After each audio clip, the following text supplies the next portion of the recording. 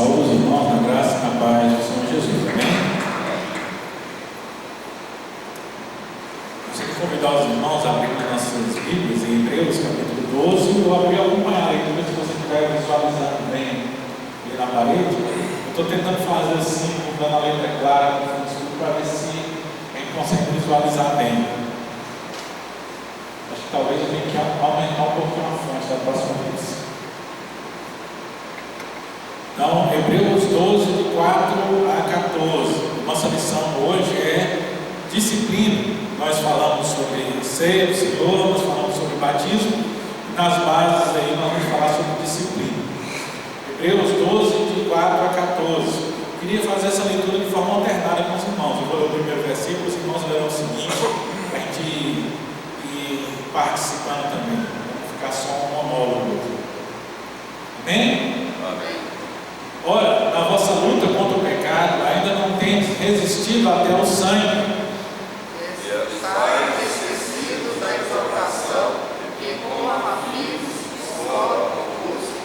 Filho meu, não menosprezes a correção que vem do Senhor, nem desmaies quando por ele és provado. Porque o Senhor corrige a quem ama e açoita todo filho a quem recebe. Para a disciplina que receberás, Deus os trata como filhos, pois que filho há que o pai corrige. Mas se estáis sem correção, de que todos têm se tornado participantes, logo sois bastardos e não filhos. Além disso, tínhamos os nossos pais segundo a carne, que nos corrigiam e nos respeitávamos, não havendo de estar em muito maior submissão ao Pai espiritual, que então viveremos.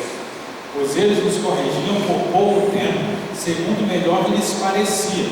Deus, porém, nos disciplina para aproveitamento, a fim de sermos participantes da sua santidade. Toda disciplina com efeito no momento parece ser motivo de alegria, mas de tristeza. Ao depois, entretanto, produz frutos pacíficos, aos que venciam por ele é fruto de justiça. Por isso, restabelecei as mãos decaídas e os joelhos trôpegos. E fazei caminhos retos para os pés, para que não se extravie e remando, antes seja curado. Segui a paz com todos e a santificação, sem a qual ninguém verá ao Senhor. Amém? Vamos orar, feche os olhos comigo. Senhor Deus e Pai, nós te agradecemos, Senhor, por estarmos aqui reunidos em teu nome, Pai. Nós te agradecemos pela tua palavra lida e te pedimos, Senhor, que o Senhor nos ilumine para que possamos compreender a tua palavra. Ó Senhor, fala aos nossos corações, nos instrui segundo a tua santa vontade, que pedimos, em nome do teu Filho amado, Jesus Cristo. Amém. Então, das lições que temos tido esses tempos, ele vem uma revista que tem um conjunto que se chama Questionamentos da Vida Cristã. O que é isso? E aí vem a sequência que nós temos, né? O que é o batismo, o que é a ceia do Senhor. E eu peguei por estar bem relacionado aqui o que é disciplina. Disciplina é uma palavra que tem sido esquecida muito. Alguns irmãos até conhecem, mas eu arrisco dizer que a maioria dos irmãos hoje, mesmo nas nossas igrejas, que são igrejas mais tradicionais, elas ouviram falar de disciplina, mas a maioria de nós tem uma ideia errada do que é disciplina. Ideia errada em dois sentidos: pela questão de como nós temos visto sido aplicados e como as pessoas muitas vezes falam aos nossos ouvidos sobre o que é disciplina. Para algumas pessoas, disciplina é como um chicote da igreja, é para bater no povo. Esses dias eu estava vendo um corte de um podcast, o pessoal falando sobre administração de condomínios. Então o negócio não tem nada a ver com o evangelho, mas a gente consegue pegar algumas coisas interessantes. Alguns especialistas ali em administração de condomínio, você sabe que grandes cidades, isso é algo muito necessário. Você tem prédios ali com muitos apartamentos, e para se administrar os moradores, não é para que faça as coisas assim arrochada, não, mas é para que haja boa convivência, um perto do outro. Precisa saber fazer E uma coisa que eu achei interessante, uma pequena fala que eu tirei ali, é que uma daquelas palestrantes, ela dizia o seguinte: olha, as pessoas precisam entender que no condomínio a multa, ela não é o castigo, ela é uma ferramenta. Porque as pessoas, fulano fez, ele tem que ser castigado. E isso não funciona, são palavras de uma pessoa num contexto completamente fora da estrutura cristã, fora da estrutura de igreja. E lá eles já entendem que uma multa, uma punição, o objetivo ele é educativo. Ele é para que as pessoas entendam, olhem e dizem, olha, eu não posso fazer isso, porque senão há uma consequência. Mas quando isso é usado erroneamente, e aí no caso, no contexto do condomínio, quando o síndico vai lá e qualquer coisa ele está lá multando as pessoas só ficam com medo, mas isso não produz uma boa convivência, nem um bom andamento. E assim também a nossa disciplina, ela vai pegar o mesmo sentido. A disciplina, o foco dela não é simplesmente castigar por castigar.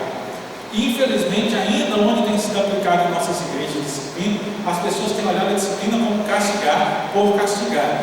A ponto da gente ver, às vezes, irmãos, por causa do problema que tiveram com alguém, lá, não, fulano tem que ser afastado, fulano tem que fazer isso, tem que acontecer aquilo, sempre um foco de castigar, um foco de uma coisa muito bélica, assim, muito maldosa. As pessoas não pensam no foco principal da disciplina, que é o que é trazido pela palavra de Deus para nós, que é a restauração daquele que está em pecado. E biblicamente, a igreja não precisa se lembrar disso, porque alguns dizem que é desnecessária, alguns vão citar lá Mateus 7,1, né? Não julguei, não seja julgado, sendo que ninguém pode julgar. E aí nós precisamos entender que biblicamente, nós vamos ver isso nos pontos aqui da lição, biblicamente a disciplina ela é apresentada na Bíblia como algo essencial para a igreja. Mas lembrar, a disciplina não é de um irmão para com outro irmão. A disciplina não é algo de indivíduo para indivíduo. Por isso, lá em Mateus 7 não fala de não julgueis, para não ser julgados. Ali é pessoa para pessoa. Mas a disciplina é algo que deve ser feito da igreja para com os seus membros. Então é uma correção. Nós vamos ver alguns pontos básicos da disciplina aqui, conforme nós andamos. Primeiro, nós destacamos a necessidade da disciplina. É conhecido no meio reformado a ideia de que uma igreja verdadeira ela tem que ter 3 pontos.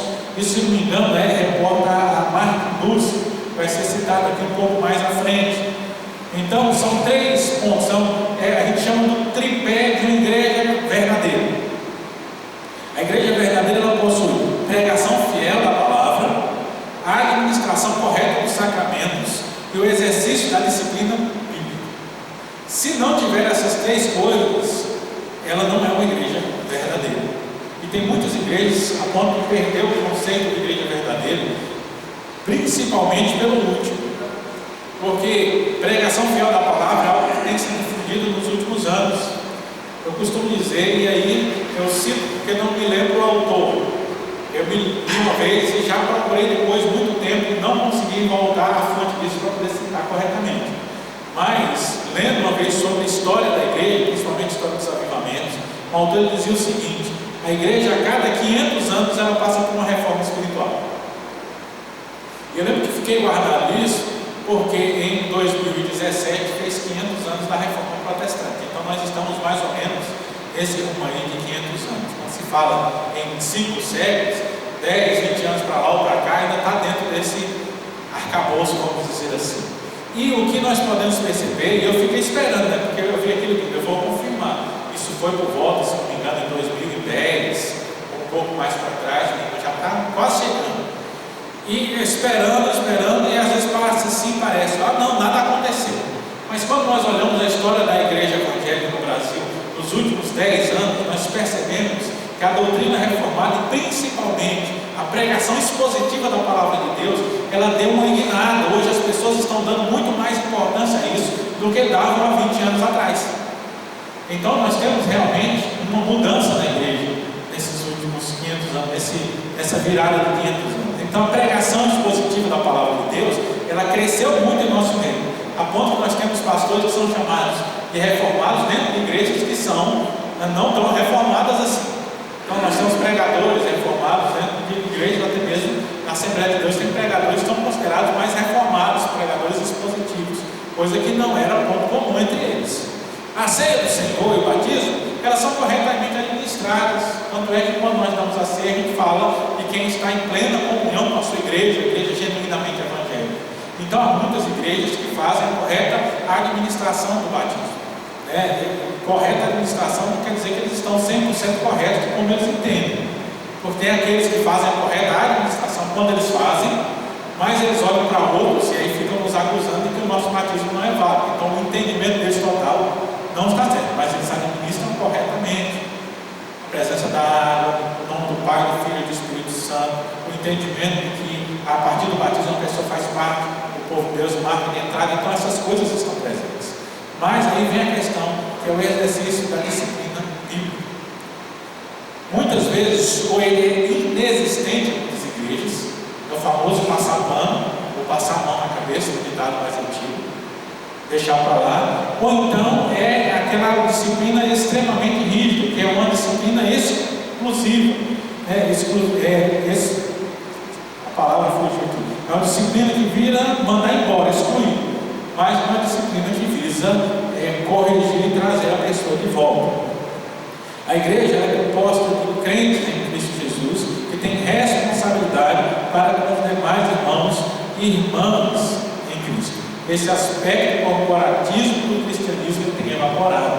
A gente muitas vezes se esquece que quando nós fizemos profissão de fé, nós assumimos um compromisso diante da igreja, respeitar as autoridades da igreja, ler a Bíblia, ser presente nos trabalhos. Esse especialmente tem que ser muito deixado de lado pelos irmãos, que lá quando a gente fez profissão de fé, a gente prometeu que iria sustentar a igreja com os nossos dízimos e com a nossa presença. E muita gente tem quebrado essas promessas. E essa responsabilidade de seguir a orientação, a gente aceitou a forma que a igreja ela trata como uma exposição fiel das Escrituras. E olha que nossa igreja nós temos isso por escrito. Então não é um negócio assim vago como algumas igrejas, que as pessoas entram lá e só quando faz alguma coisa alguém diz: ó, a nossa igreja nós não fazemos isso. Não tem lugar escrito nenhum assim. A nossa não está tudo lá escrito. Nós temos uma confissão de fé, que ela é mais do que centenária, e ela está diante de nós podemos ler, ver há muitos livros de interpretação dessa confissão. Nós temos muita coisa documentada. Então você pode saber como qual a linha doutrinária da igreja. Nós temos registro disso. Isso deveria facilitar a forma como nós vivemos a nossa vida e cumprimos os nossos propósitos. Mas infelizmente o que acontece é que muitas vezes nós temos quebrado esses compromissos, e um pouco disso tem relação com a má administração da disciplina bíblica, porque muitas vezes nós temos a ideia que a gente pode fazer o que quiser. E ser cristão e assumir um compromisso com a igreja, assumir um compromisso que nós não vamos fazer simplesmente aquilo que nós queremos. Porque é um princípio, nós fazemos parte de uma comunidade que tem exigências, tem procedimento, e esses procedimentos eles precisam ser seguidos diante do Senhor. A disciplina, ela é algo que a Bíblia nos exemplifica muito bem. Nós temos aqui alguns textos que são citados pelo autor, que há exemplos bíblicos, ele cita no Antigo Testamento. Os primeiros versículos aí, eles falam sobre um caso muito conhecido. Talvez a maioria dos irmãos conheçam, que é o caso de Acã. Acho que todo mundo já viu a história que a gente ouve já desde lá da escolinha, escola dominical das crianças. Acã pecou, Deus deu uma ordem explícita que não deveria pegar nada. Ele chegou lá e olhou e disse: não, mas essa barra de prata aqui está tão brilhante, essa capa aqui, olha que roupa bonita. Ele foi lá e juntou aqueles negócios, e foi lá, ele sabia que era errado. Tanto é que ele foi lá e chegou no meio da tenda dele, que quando a gente vê as representações, provavelmente tinha alguma coisa lá, porque o pessoal se assentava em tapete. Então vamos imaginar aqui para poder melhorar a imaginação, talvez ele tenha dobrado o tapete, cavado areia embaixo, ele enterra e coloca alguma coisa em cima. Ninguém nunca ia desconfiar. Isso prova que ele sabia que era errado. Só que aí Israel perde miseravelmente a próxima batalha, e Deus fala com Moisés: tem pecado. E eu costumo falar do caso de Acã, porque ele é um caso emblemático, porque ele arrancava a confissão. Geralmente a gente se pergunta: mas nossa, esse negócio pulou demais. Ah, mas Acã, ele confessou depois, né? Mas a gente entender bem. Levítico 7:20 diz: se alguma pessoa tendo ensino disso, comer a carne de sacrifício pacífico que é do Senhor, será eliminada do meu povo. Levítico 7:25: qualquer que comer gordura de animal, do qual se trouxer ao Senhor, oferta queimada será eliminado do meu povo. Em Levítico 20, versículo 7: portanto, santificai-vos, sede santos, pois eu sou o Senhor vosso Deus. Voltando aqui, Acã, ele é confrontado e ele nega. Aí eles lançam sortes. Israel funcionava assim: qual é a tribo? Aí caiu na tribo dele, ele não fala nada. Aí caiu na família dele e ele não fala nada. Aí caiu na casa, aí caiu na casa do pai dele. Só quando chega nele, aí ele cai de joelho e fala: ah, Senhor, eu pequei, perdão e tal. Então, o caso de Acã nos leva a um entendimento da disciplina bíblica muito bom sobre isso. Porque não adianta nada a pessoa confessar depois que ele não pode mais negar. Não adianta nada depois que está comprovado, está provado, a pessoa dizer: ah, realmente eu pequei, eu quero pedir perdão, estou arrependido. Esse arrependimento, para nós, como humanamente temos que observar essas coisas, é um arrependimento que aponta a falsidade. O arrependimento verdadeiro, ele não necessita de legitimação de provas. Por isso eu falo, quando nós estamos trabalhando no concílio, quando ele tem que tratar de um caso de disciplina, a gente reúne as provas e primeiro a gente chega na pessoa e confronta a pessoa sem apresentar as provas. Porque se a pessoa vai reconhecer e se arrepender, ali demonstra um arrependimento que a gente pode julgar como verdadeiro. Mas se ela não dá nada, aí depois se apresenta as provas. E aí, se depois de apresentar as provas, a pessoa aí ela resolver dizer: ah, eu estou arrependido, a gente sabe que esse arrependimento ele precisa de sinais melhores para que ele possa ser colocado de lado. Então, disciplina é isso. Ele visa que a pessoa ela reconheça a necessidade de arrependimento. Quanto mais ele faz isso, quanto mais cedo ele faz isso, mais demonstra uma busca realmente de estar em mudança diante de Deus. Outro texto aqui ele vai nos citar, que é o exemplo, por exemplo, o 27 dos necromantes, blasfemos, Levítico 7:25: qualquer que comer a gordura de animal, da qual se trouxer ao Senhor, oferta queimada, trouxer ao Senhor oferta queimada, a pontuação será eliminado do povo. Levítico 7:25 faz menção ao pecado que a gente vê.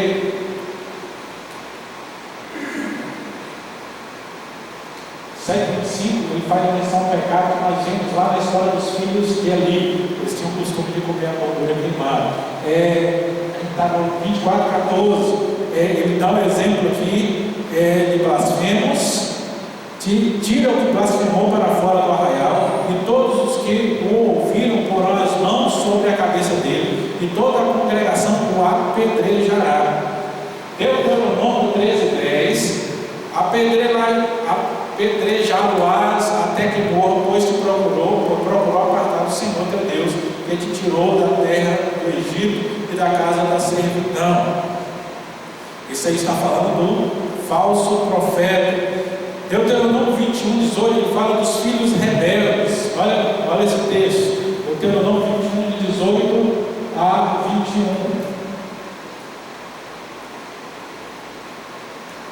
O negócio está funcionando, mas está por. Se alguém tiver um filho muito mais rebelde, que não obedece à voz do seu pai e à de sua mãe, e ainda que castigado não lhe dá ouvido, seu pai e sua mãe o pegarão, o levarão aos anciãos da cidade à sua porta, e lhes dirão: esse nosso filho é rebelde, e quanto mais não dá ouvidos à nossa voz, é dissoluto e beberrão. Então todos os homens da cidade o apedrejarão até que morra. Assim eliminarás o mal do meio de ti. Todo Israel ouvirá e temerá. Aqui nós vemos que é tanto uma questão de retirar o pecado do meio do povo, quanto uma questão de exemplificar que o pecado não será tolerado. Deuteronômio 22:24, ele fala dos adúlteros. Então trareis ambos à porta daquela cidade, os apedrejareis até que morram. A moça porque não gritou na cidade, e o homem porque humilhou a mulher do seu próximo. Assim eliminarás o mal no meio de ti. No Novo Testamento nós temos 1 Coríntios 5,5, onde Paulo ele cita o caso de um homem que estava em adultério na igreja de Corinto. Ele será entregue a Satanás para a destruição da carne, a fim de que o espírito seja salvo no dia do Senhor. Olha, as palavras de Paulo não são duras. Isso aqui é bom de pegar porque é Novo Testamento. Como os outros exemplos são Antigo Testamento, muitas vezes a gente ligar, mas isso era lá no tempo do Antigo Testamento. Paulo aqui no Novo Testamento ele diz: olha, a pessoa tem que ser corrigida, e se ele não se corrigir, seja entregue a Satanás.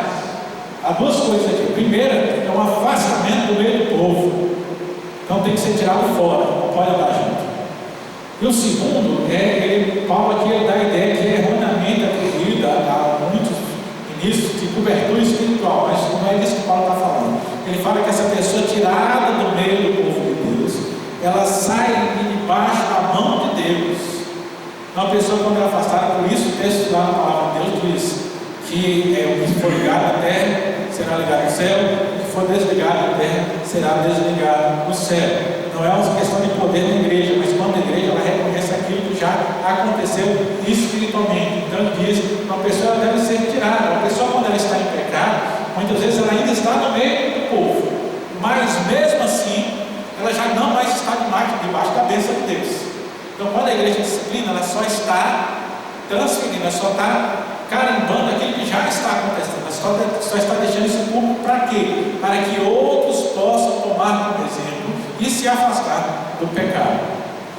Então, nós temos na palavra algumas exortações com respeito à disciplina. Mateus 18, 15 a 20, ele fala da origem, ali Mateus dando os padrões de Jesus quanto à correção na igreja. Então aí o que é que ele diz? Se teu irmão pecar contra ti, vai arguí-lo entre ti e ele só. Se te ouvir, ganhaste o teu irmão. Se porém não te ouvir, toma ainda contigo uma ou duas pessoas, para que pelo depoimento de duas ou três testemunhas, toda a palavra se estabeleça. E se ele não os atender, diz a igreja, e se recusar a ouvir também a igreja, considera como gentil e publicano. Em verdade vos digo que tudo que ligares na terra terá sido ligado nos céus, e tudo que desligares na terra terá sido desligado nos céus. Em verdade também vos digo que se dois dentre vós sobre a terra concordarem a respeito de qualquer coisa que porventura pedirem, ser-lhe-ás concedida por meu Pai que está no céu. Porque onde estiverem dois ou três reunidos em meu nome, ali estou no meio deles. Eu acho interessante os versículos 20 e 21. 19 e 20. Pegar a numeração para o lado errado. Porque a gente ouve muito esse versículo, principalmente o 20, né? Onde estiverem dois ou três reunidos, onde é que a gente usa esse versículo normalmente? Quando a gente chega na igreja para algum trabalho, tem duas ou três pessoas aí que falam, não, onde estiverem dois ou três reunidos no meu nome, ali eu estarei. Só que o versículo está falando de disciplina. Onde estiverem dois ou três em meu nome, ali eu estarei, quer dizer, dois ou três reunidos para poder corrigir o outro. Então ele está falando da presença de Deus na igreja, quando a igreja reunida estava para poder fazer correção dentro da igreja. Então, essa concordância, no versículo 19, se dois concordarem, as pessoas têm que dizer, se a gente começar a orar por alguma coisa, se a gente tiver dois orando pela mesma coisa, Deus vai ter que dar. Ele está falando, se dois concordarem ali, que aquela pessoa está errada, ela vai ser disciplinada. É esse que o texto está falando. E quando ele fala, onde estiverem dois ou três reunidos, ele fala, se tiverem dois ou três reunidos, para poder disciplinar alguém, Deus está no meio deles. É esse o contexto do versículo. Então, no Novo Testamento, ele nos exorta a que a igreja ela precisa trabalhar, ela precisa disciplinar, ela precisa ter correção no meio dele. Nós ainda temos em 1 Coríntios 5, de 1 a 5, que é o caso que nós citamos, onde ele fala sobre o homem que estava em adultério dentro da igreja de Corinto. E Paulo cita aqui no versículo 2: vocês estão andando ensoberbecidos e não estão chegando a lamentar para que fosse tirado o vosso bem em tamanho trágico, praticou. Olha, interrogado aqui, o que é que Paulo está dizendo?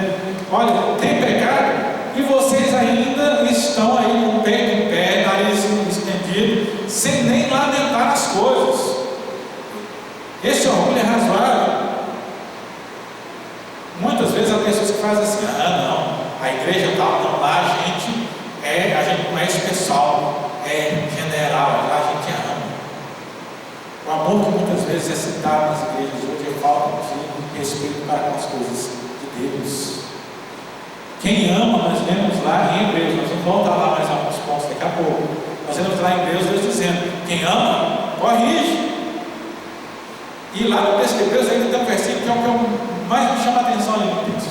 Ele diz assim: se vocês não estão sendo corrigidos, vocês são bastardos, não são filhos, porque todo filho é corrigido. Então, ele demonstra que o amor de Deus, ele é aplicado a nós, à medida que Deus também nos corrige, para que nós não entremos em perdição, para que a gente não venha a sofrer depois, para que nós sejamos salvos no dia da visitação. 1 Tessalonicenses 5,14: exortando-vos também, irmãos, a que admoesteis os insubmissos, consoleis os desanimados, ampareis os fracos e sejais longânimos para com todos. Olha aqui no começo do versículo: admoesteis os insubmissos. Isso é parte essencial da função da igreja. Então, nós somos exortados à prática da disciplina bíblica. Ainda aqui a lição vai dizer sobre a necessidade de disciplina, que ela é uma marca da verdadeira igreja, conforme nós falamos. O reformador Martin Luther, que trabalhou com Calvino em Estrasburgo, ele fala que as marcas da igreja verdadeira são a pregação do evangelho, a administração dos sacramentos, o exercício eclesiástico da disciplina bíblica.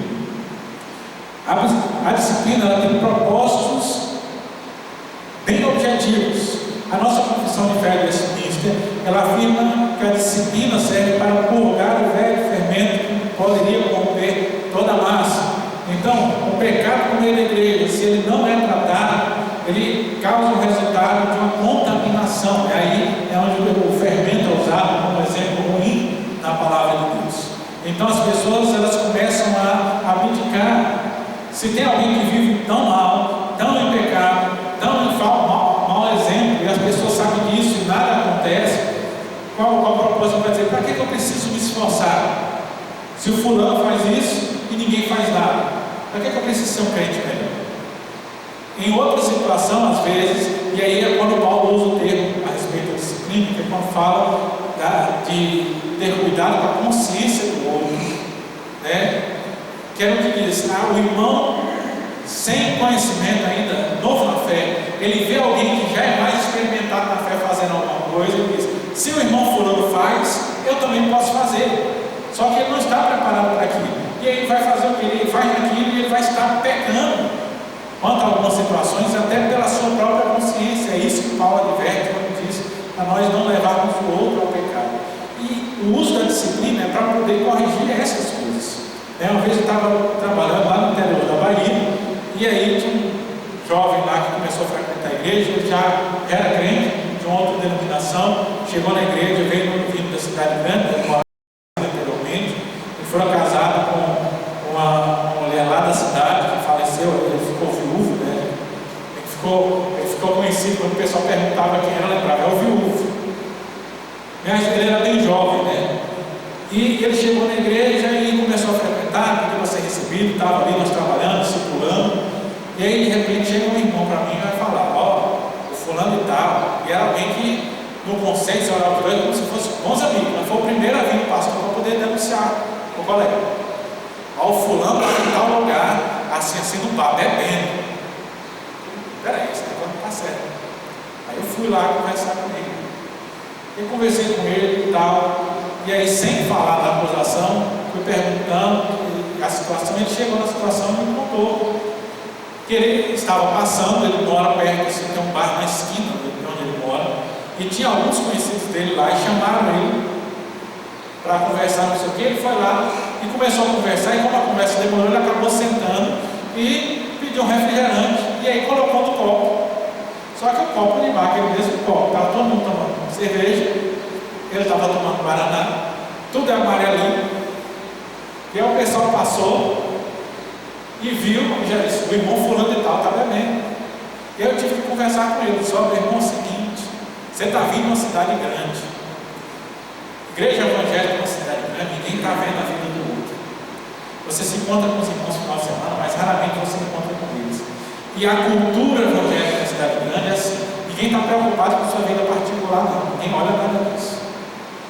Então, se você senta com os colegas no bar ou alguma coisa assim, ninguém vai reparar. Mas você está morando em cidade pequena agora. Cidade pequena, se o pessoal vê você encostado no bar, tem gente que vai ver e já vai sair dizendo que você está bebendo. Então é o seguinte: cuidado onde você anda, porque não é só você dizer eu não bebi. Eu posso entender isso, mas dependendo de como você está, quem passar por ali, você pode acabar sendo um mau testemunho, e por causa disso pode acabar tendo que chamar você a atenção por causa dessas coisas. Eu sei que você não vai estar bebendo, mas se você não tomar cuidado, porque não é só a gente é cercado aqui, tem vários irmãos, e lá tinha uma questão muito grande, vários irmãos pentecostais por aqui, que eles passam e eles não vão vir perguntar, eles não vão vir denunciar o pastor, eles vão chegar na igreja deles, porque eles gostam de fazer isso, porque eles querem dizer que a gente não é crente, e vão chegar lá na igreja dele e dizer que todos os crentes da presbiteriana bebem. E aí eu vou ter que me corrigir por causa disso. Por quê? Porque está trazendo um mau testemunho sobre a igreja. Por quê? O ambiente que a gente está. Então tem ambiente que isso não vai ter problema nenhum, mas tem ambiente que vai trazer. E Paulo nos adverte no Coríntios justamente disso. Então a disciplina ela é necessária para isso. O objetivo é tirar o mau exemplo, dar testemunho para a igreja, mas também o objetivo é restaurar a pessoa, entender quais as consequências dos seus atos. E é uma questão de bom senso. Igrejas evangélicas que permitem que seus líderes e membros vivem impunemente uma vida que desonra a Deus, que mancha o evangelho, são verdadeiramente um contrassenso e um suicídio espiritual. Isso não se trata de igrejas perdoadoras e amorosas, mas de empecilhos para a obra de Deus. E nós temos muitas igrejas assim, que querem ser muito legaisonas. Só que o que acontece é que os maus exemplos nessas igrejas fazem as pessoas olhar para o evangelho e dizer: isso não vale nada, dá munição para os inimigos do evangelho, dizer: olha, está vendo lá, ó, dizem que é crente, ó, e ficar apontando dedo para o povo de Deus. E a falta de disciplina, ela amplifica isso, deixa isso muito maior. Então, muito cuidado. Agora, o segundo ponto aqui da lição é: a disciplina tem que ser aplicada, mas com o padrão definido na palavra de Deus. É quando nós voltamos lá para o texto de Hebreus 12, que nós acabamos de ler, nós temos no começo.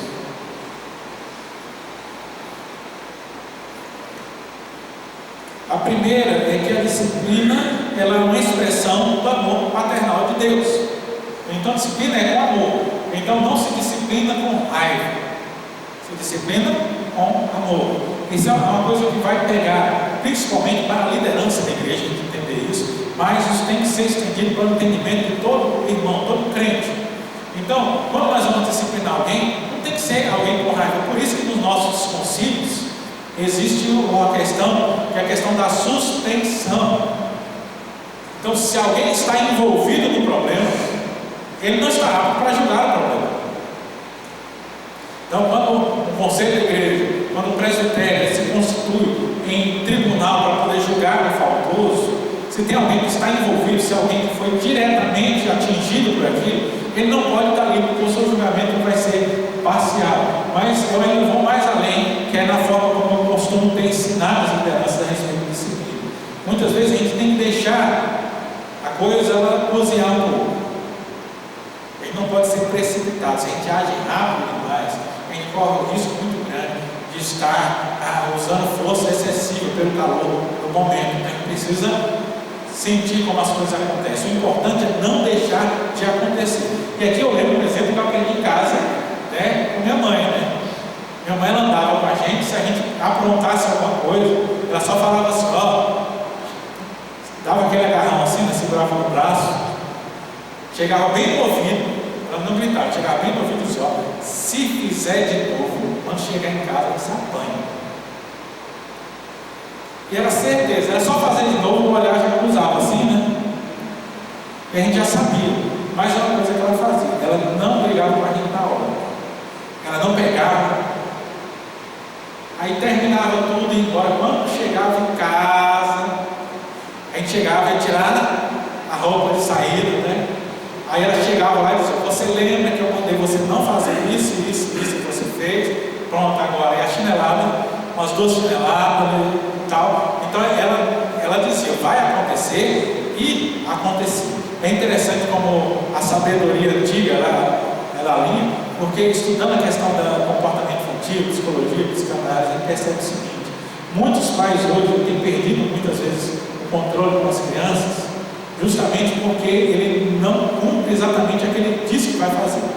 Tem pais que são muito rápidos em dizer: eu vou lhe bater, só que depois não bate. Pode dizer: se você fizer isso de novo, você vai ficar de castigo, e depois não põe de castigo. E as crianças veem isso, e não só a criança, todo mundo percebe essas coisas. Então, num ambiente em que a disciplina ela é permissiva, se passa simplesmente a mão na cabeça, as pessoas entendem que podem fazer qualquer coisa.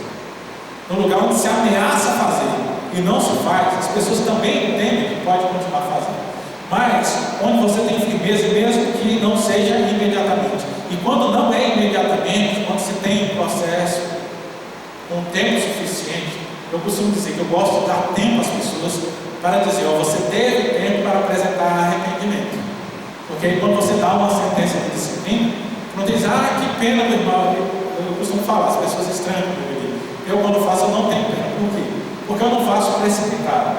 Há tempo para a expressão de arrependimento.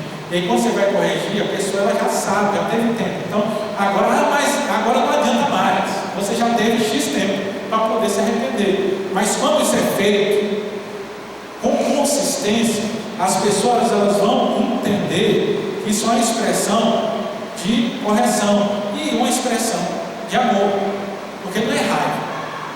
No primeiro momento pode se dar a ideia que é raiva, quando você age muito energicamente no primeiro momento, mas se você dá o tempo certo, vai ver que é uma correção amorosa. Segundo, a disciplina faz parte de uma relação familiar que temos com Deus. Hebreus 12, 7 a 9 ele fala: é para a disciplina que perseverais. Deus os trata como filhos, né? Pois sem filho há que o pai não corrige, mas se estáis sem correção, e que todos têm se tornado participantes, logo ser afastados e não filhos. O autor de Hebreus ele coloca muito certo aqui. É uma relação familiar. E aqui eu gosto de aplicar isso de forma certa, porque a disciplina ela visa correção. É para a pessoa entender. É um aviso formal da igreja: você está no caminho errado, você precisa se corrigir. Por isso eu não gosto de aplicar disciplina quando a pessoa ela apronta alguma coisa e some da igreja. Porque a pessoa já está sumida da igreja. Se eu vou lá atrás dela só para disciplinar ela entende que eu estou dando o último pé na bunda. E beleza, só que aí o que é que eu estou dando para ela? Eu estou dando para ela uma fala. Ela vai dizer: ah não, quando eu pequei me expulsaram da igreja. E aí, em vez dela reconhecer que ela fez errado, ela vai jogar a culpa na igreja. Então a relação paternal é aquele que está dentro. Então quando uma pessoa ela pega e some, não aparece mais na igreja, eu deixo ela. Está longe, está embora? Deixa lá, vamos deixar correr o tempo. Passado o tempo, a gente realmente consegue dizer: meus irmãos, aconteceu isso. Tem tanto tempo que a pessoa está fora, vamos excluir do voto menos. E a gente vai excluir do voto menos. Preferencialmente, então, um aviso antes: ó, meu irmão, é o seguinte, tem tanto tempo que você está fora, nós vamos cortar você do voto menos, porque você não está mais frequentando a igreja. Ah, mas você quer voltar? Só que você voltar, você tem que acertar aquele negócio. Você tem que pegar. E a gente pode, vamos conversar, vamos acertar isso aqui. Essa pessoa: ah não sei o que, então já corta logo. Não precisa disciplinar quem está fora, porque não está em relação com a igreja. A relação é uma relação familiar, né? Então, é relação de filho. Então tem que estar como filho para poder ser corrigido. Hebreus, aqui no é o versículo número 8 aqui, ele diz: e ser filho tem correção. Se é bastardo, não tem correção. E às vezes a gente precisa diferenciar uma coisa da outra. A disciplina, ela visa a correção e o crescimento. Aí esse é o próximo aqui. É o versículo 5 aqui em cima e o versículo 11. Versículo 5: se estáis esquecidos da exortação como a filhos, discorre convosco, filho meu, não menospreze a correção que vem do Senhor, e não desmais por ele, me reprovado. Foi de propósito que eu escolhi o hino 154, que nós cantamos no começo da nossa escola dominical.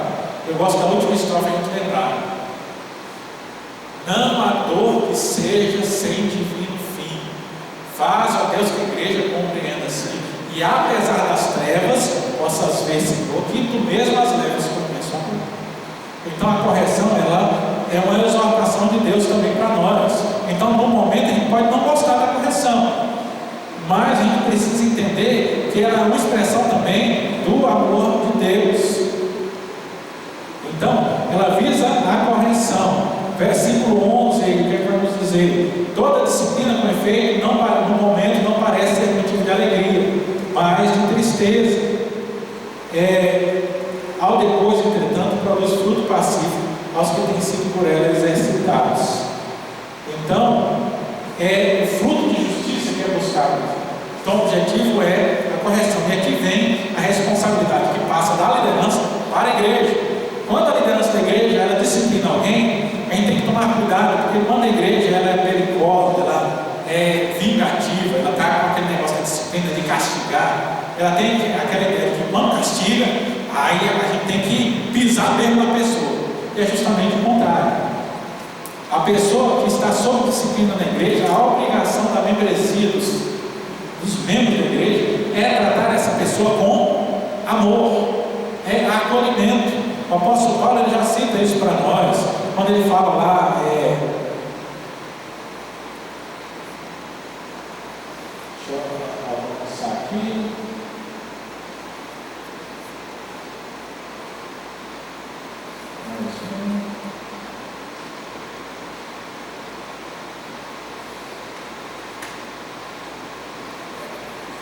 Tem que avançar aqui, é para o crescimento, nós precisamos entender. No entanto, quando o trabalho da disciplina é realizado de modo completo, o resultado é vida, participação na santidade de Deus, paz e justiça como fruto. Como diz o salmista, Salmo 94:12, bem-aventurado Senhor, o homem a quem tu repreendes e quem tu ensinas a lei. Assim a correção, conforme o apóstolo Paulo diz lá em 1 Coríntios, ela visa a restauração do faltoso. E Paulo em 1 Coríntios, no capítulo 5, ele vai dizer, olha, basta pela pessoa a correção pela maioria. Então, deixa eu achar o texto aqui, aqui mais à frente, 2 Coríntios, colocar aqui todos, irmãos, hoje, aqui o 6, vem aqui. Basta-lhe a punição pela maioria, de modo que deveis, pelo contrário, perdoar-lhe e confrontá-lo, para que não seja mesmo consumido por excessiva tristeza. Então, quando chega ao ponto de uma pessoa ela ser disciplinada, ela já recebe uma correção, um castigo formal da igreja, não é a igreja que tem que agir como carcereiro e ficar querendo bater. É o contrário, ele já foi punido pela maioria, pela autoridade da igreja. Então ali a igreja cabe amar. A correção é no sentido, então a nossa disciplina, como é que ela funciona geralmente? É um afastamento de funções. Se a pessoa quer um cargo na igreja, ela é afastada do cargo, ela deixa de tomar a ceia, deixa de participar da comunhão. Então, se ela está no culto, ela não pode ser solicitada para fazer oração em voz alta em nome da igreja pelos dirigentes. Então, esse é um afastamento básico, para dizer, olha, a pessoa que está em pecado fica um tempo afastada disso. Ela não pode estar à frente da igreja de nada, mas a igreja não pode ficar especiando a pessoa. Eu já fiz trabalho de disciplina onde a pessoa, ela já estava tão acostumada com isso, que ela ficou extremamente irritada, porque foi disciplinada.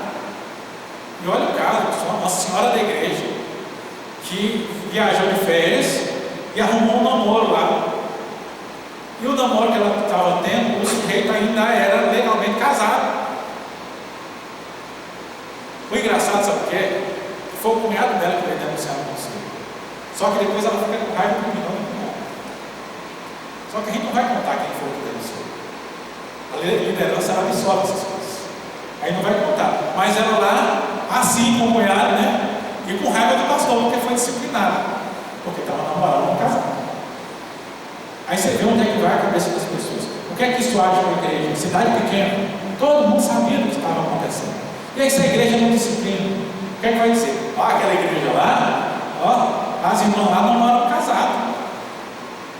Então a disciplina é extremamente necessária. Agora, o que é o problema? O que atrapalhou a disciplina dela não foi nem a igreja, não foi nem o pastor. Ela mesma trazendo no coração um negócio móvel, dizendo assim, estão excluindo da igreja. Por quê? O costume que ela tinha de disciplina era um costume de que a pessoa, quando era disciplinada, ela era excluída, ela era pisada, ela era maltratada. Nós precisamos abandonar isso, porque senão a gente não consegue o objetivo da disciplina, que é a correção e restauração do faltoso, conforme o propósito da palavra de Deus. Então são ajustes que precisam ser necessários. A disciplina ela tem um propósito também de edificar o povo de Deus. E aqui a gente tem alguns textos que nós lemos, né? Mateus 18:15, se o irmão pegar contra ti, vai abrir entre ele de só, se ele te ouvir, ganhar seu irmão. Nós temos aqui 1 Coríntios 1, de 1 a 7, nós não vamos ler todo o texto, a gente já citou umas 2 vezes, que é o caso do sujeito que ele estava em adultério lá na igreja de Corinto, onde Paulo adverte aqui no versículo 6. Não é boa a vossa jactância, o orgulho, não sabeis que um pouco de fermento leva toda a massa, lançai fora o velho fermento, para que sejais nova massa, como sois, de fato sem fermento, pois também Cristo, nosso cordeiro pascal, foi enrolado. A necessidade de purificação da igreja é exortada aqui. 1 Timóteo 5:20, que estava procurando. Quanto aos que vivem em pecado, repreende-os na presença de todos, para que também os demais. Então a disciplina ela tem um efeito não só punitivo, mas tem também um efeito de exemplo diante dos outros. Assim como nós falamos de disciplina, ele fala de algo essencial para a igreja. Agora, vem um detalhe aqui que eu vou acrescentar aqui a lição antes de avançar nos finais aqui. Como administrado na nossa igreja, no nosso modelo, nós temos a constituição da nossa igreja, os irmãos já sabem disso, e existe também um código de disciplina, como se fosse o Código Civil brasileiro, que é o código de disciplina da igreja, como as coisas devem ser feitas, quais os propósitos, como são aplicadas as penalidades. E uma coisa que é essencial para nós entendermos é o seguinte: a disciplina na igreja, ela visa a correção, mas nem toda disciplina na igreja ela é vista pela igreja. É uma responsabilidade da liderança da igreja. E há um princípio básico, é o seguinte: pecados particulares ocultos são tratados de forma particular. Pecados públicos são tratados de forma pública. Isso é essencial para nós entendermos. Então, às vezes, tem alguma coisa que está acontecendo, tem algum pecado que aconteceu, só que é uma coisa que é particular. Talvez, praticamente ninguém sabe, talvez uma pessoa próxima. Quando a gente conversa com essa pessoa, é responsabilidade tanto do conselho como até dos oficiais em particular, às vezes aplicar uma correção. O presbítero pode conversar com alguém que fez alguma coisa, algum pecado, só que é algo que ninguém está sabendo, não aconteceu com ninguém. E dependendo da gravidade, ora a pessoa veio e confessou, o presbítero ele recebe a confissão, ele ora com ele, pedindo perdão da parte de Deus, ele pode conversar e dizer: meu irmão, ó, é o seguinte, vamos deixar aqui, você confessou, Deus está vendo. Então você só faz o seguinte: fica afastado deles, dos trabalhos, não toma 6 meses, não. No próximo mês você pode voltar normalmente. Mas ele pode conversar e pedir para a pessoa deixar alguma coisa assim. Às vezes a pessoa está envolvida em alguma coisa, isso não é bom você estar à frente dessas coisas por enquanto. E ele pode fazer isso com um acordo, a pessoa fazer isso, e aí é uma disciplina, só que isso não precisa ser anunciado. A pessoa pode simplesmente dizer: não, meus irmãos, eu estou com uns problemas aí agora, e eu vou me afastar um pouco, só durante esses 30 dias eu não posso estar assumindo nada. E aí não precisa ninguém ficar sabendo, porque às vezes a pessoa teve alguma coisa que não está afetando ninguém, mas ele precisa confessar. Ele não pode simplesmente ficar fechado, como alguns fazem, e dizer: vou ficar calado aqui, deixar a coisa diluir, e depois ninguém vai saber nada e segue a vida normal. Já vi muita gente fazendo isso.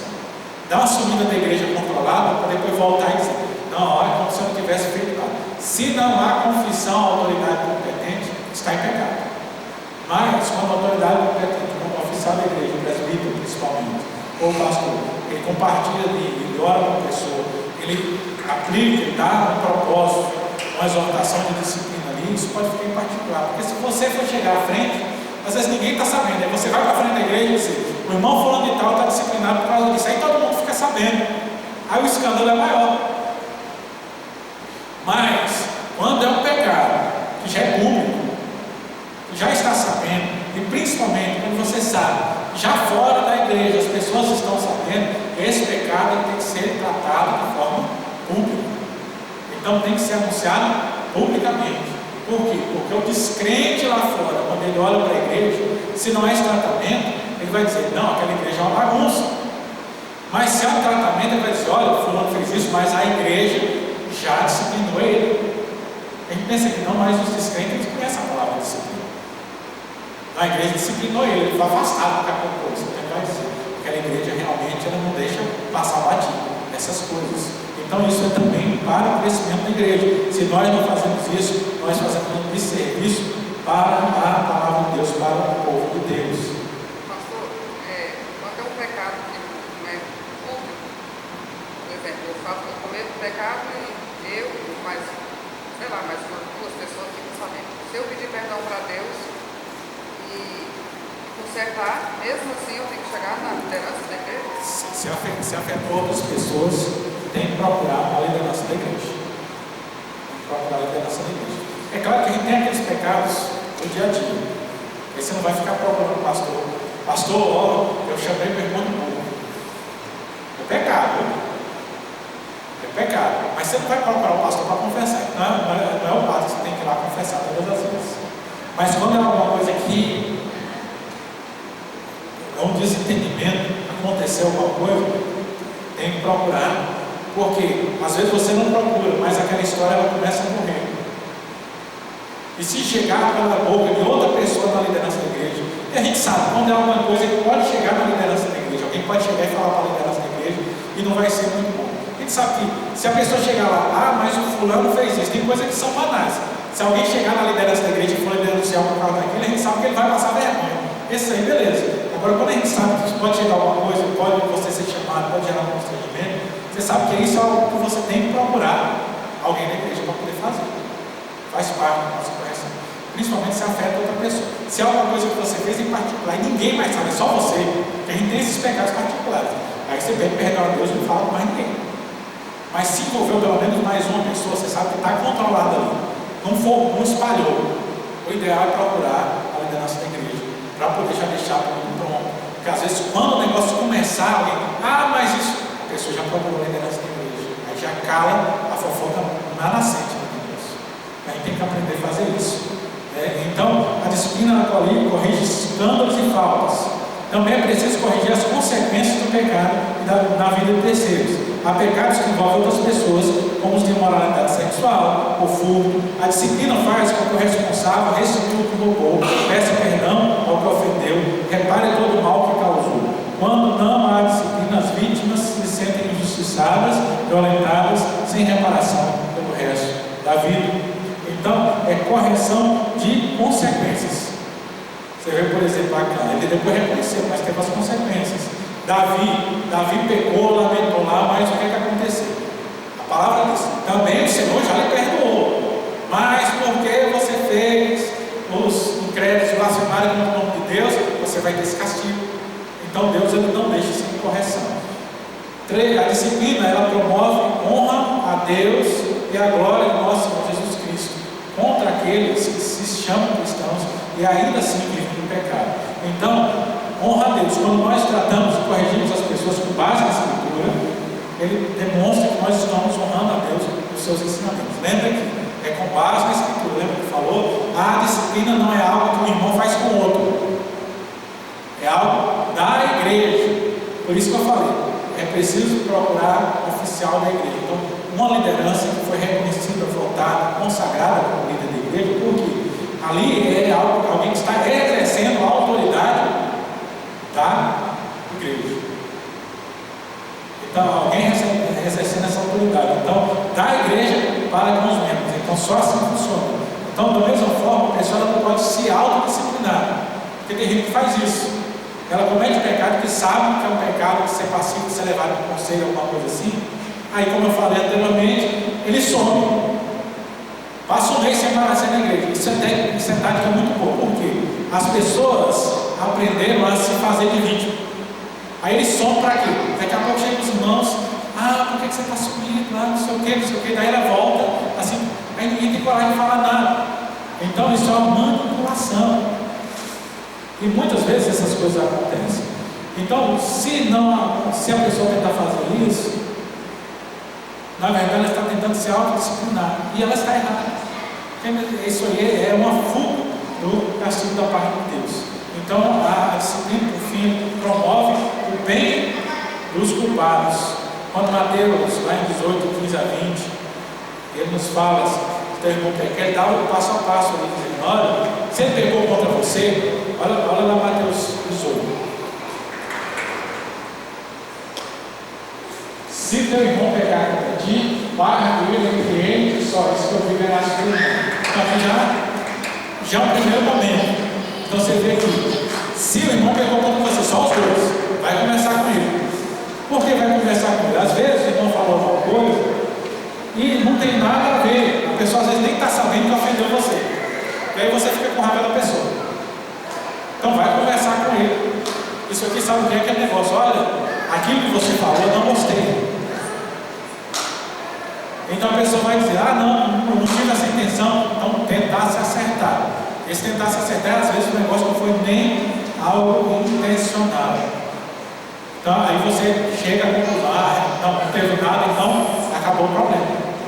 Mas se ele não te ouvir, quer dizer, se a pessoa demonstrar que foi intencional, né, e ela não se arrepende daquilo, então toma contigo 2 ou 3 testemunhas e vai começar com ele de novo. Se ele não ouvir as testemunhas, fala à igreja. E se ele recusar ouvir também a igreja, considera como gentil publicano. Então, passo a passo, o tratamento dos problemas da igreja. Quando ele diz à igreja, a igreja vai corrigir. Essa pessoa não recebe a correção da igreja, o que ele fala? Fora.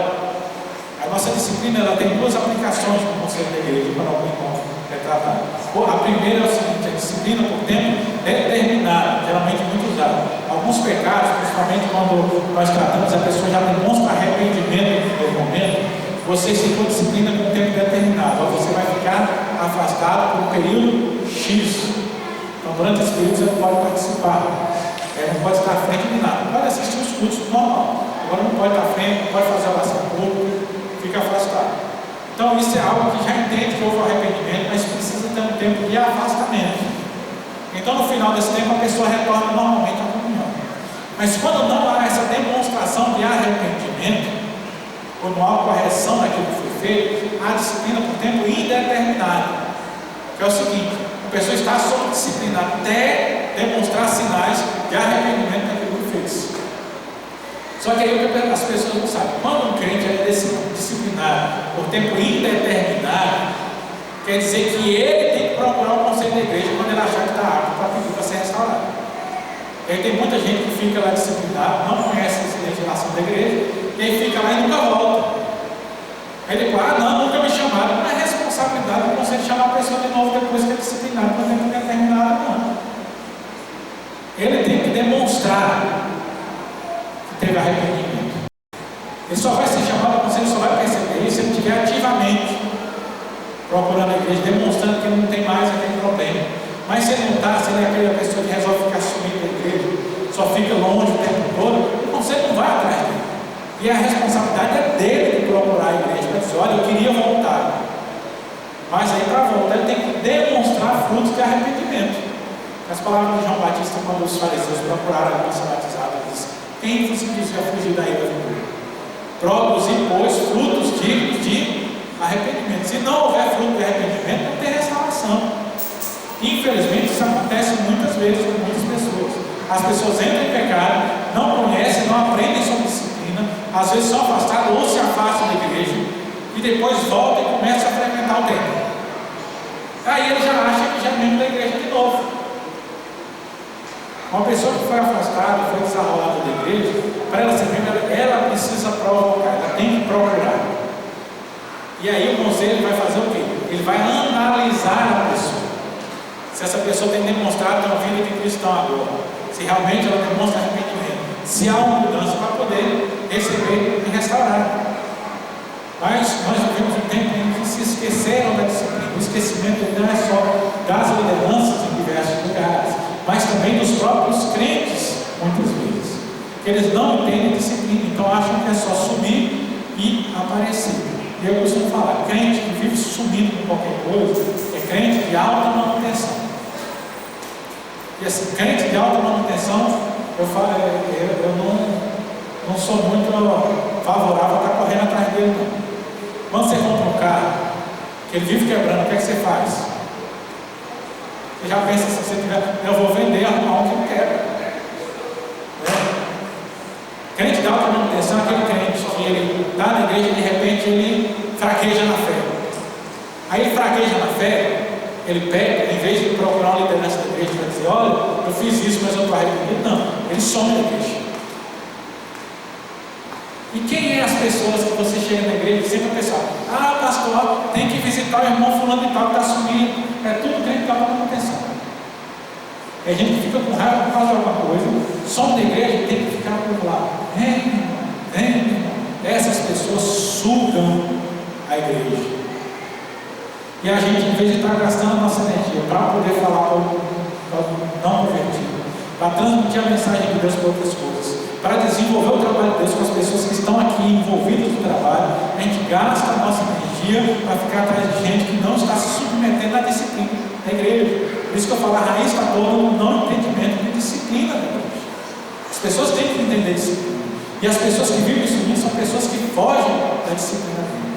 E crente que foge da disciplina bíblica não está apto a participar do corpo.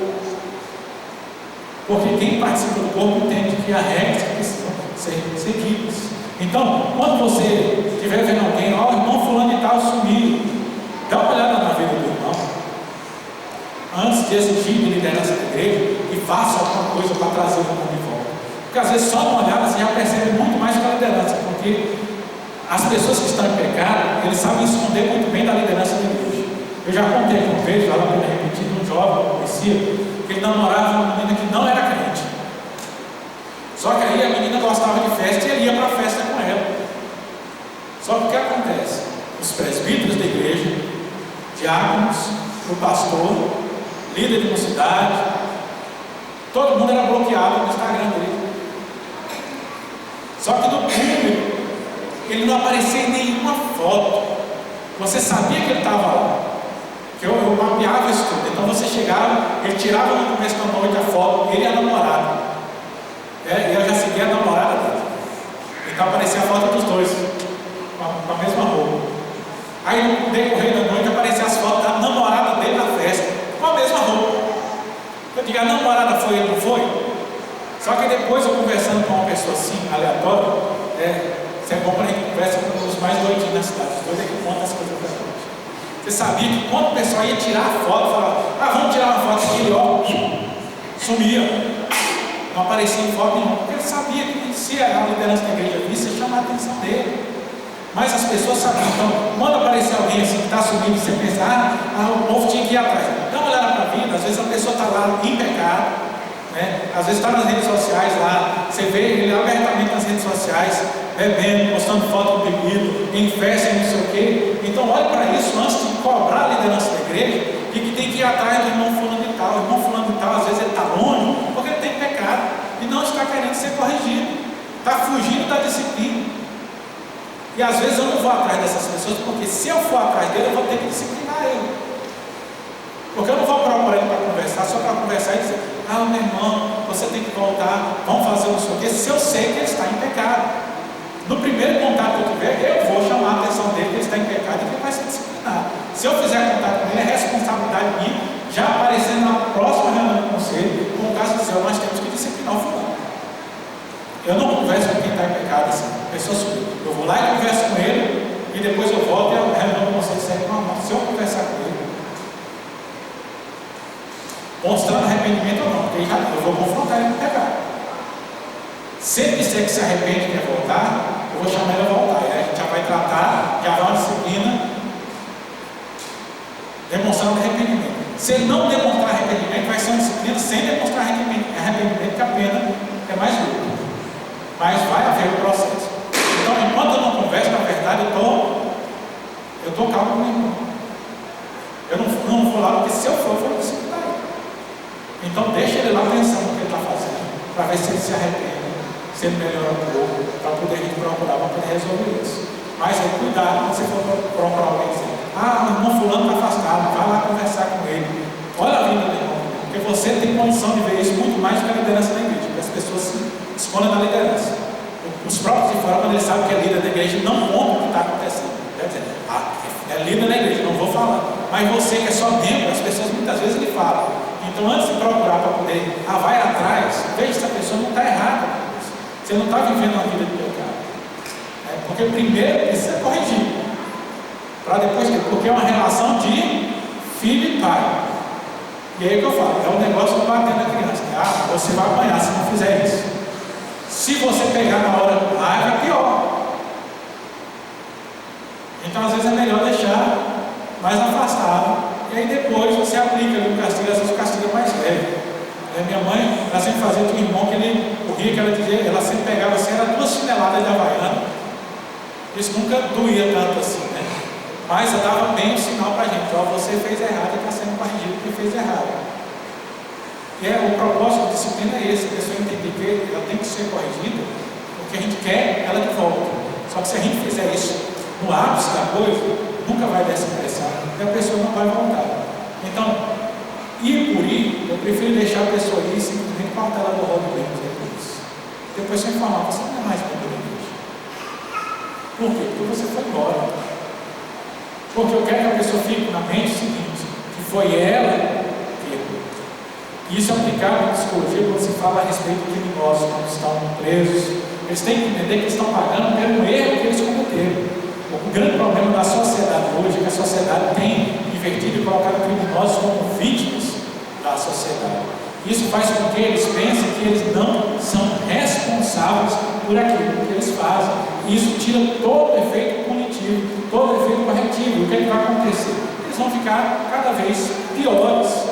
Assim o crente também que vive em pecado. Se a correção não for dada corretamente, ele vai entender cada vez mais que ele pode fazer e que não tem nada a ver com isso. Às vezes se revolta contra a autoridade, ao invés de reconhecer a necessidade de ser corrigido diante do Senhor.